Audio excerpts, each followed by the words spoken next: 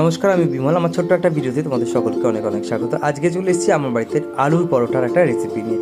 একদম ঘরোয়া পদ্ধতিতে সুন্দর করে ময়দাটাকে তেল দিয়ে নুন দিয়ে মেখে একটা ডো করে রেখে আলুগুলোকে সুন্দর করে সেদ্ধ করে নিতে হবে।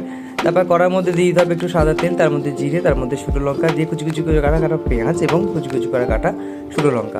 সেগুলো হালকা ভাজা হয়ে গেলে নুন, লঙ্কা, হলুদ, জিরে গুঁড়ো, একটু মশলা গুঁড়ো এবং আর মেখে রাখা আলুটাকে সুন্দর করে দিয়ে একটু কষে নিতে হবে। কষা অলরেডি কমপ্লিট, কষা হয়ে গেলে আলুর পুর রেডি।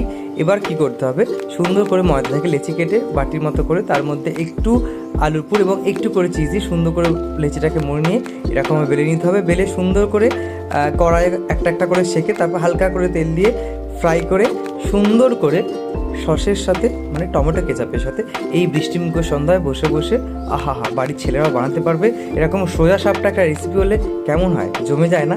তো দেখো আমার আলুর পরোটা রেডি, তোমরাও বানিয়ে দেখো।